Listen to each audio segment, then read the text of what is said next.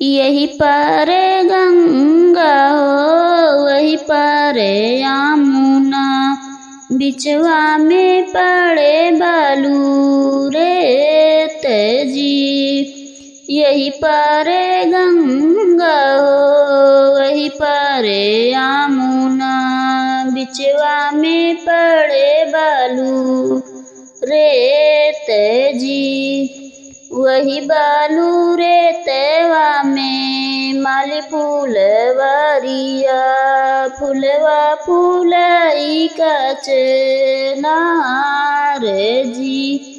वही बालू रेतवा हो माली फूलवरिया, फूलवा फूलाई का चनार जी। तेई तारा उतरे हैं दुल्हे दुल्हरुआ, हथिया तोड़ा वै फूल के डार जी। सभवा में बैठे हैं पापा हो कावाने रामा, माली ने वो रहन लइके ठाड़ है जी। सभवा में बैठे हैं पापा हो कावाने रामा, माली ने वो रहन लइके ठाड़ है जी। सभवा में बैठे हैं चाचा हो कावाने रामा, माली ने वो रहन लइके ठाड़ है जी। बरजौनाए साहेब आपन दुल्हरुआ, हथिया तोड़ा वै फूल के डार जी।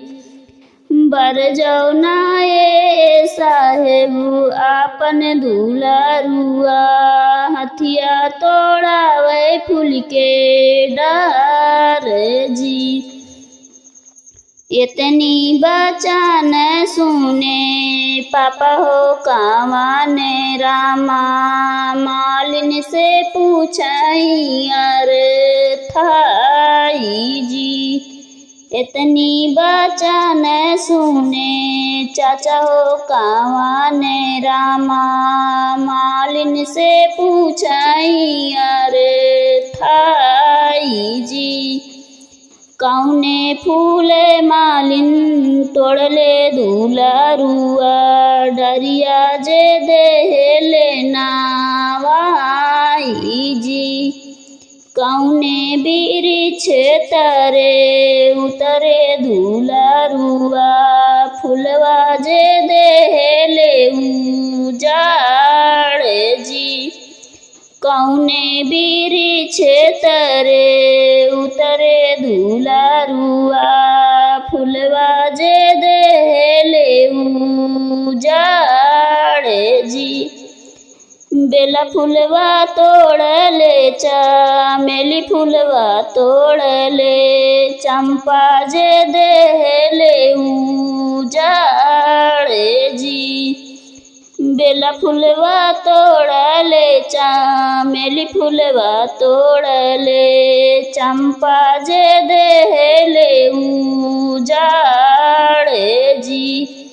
इतनी बचान सुने पापा हो कावाने रामा, मालिन से बोले करे जोड़े जी।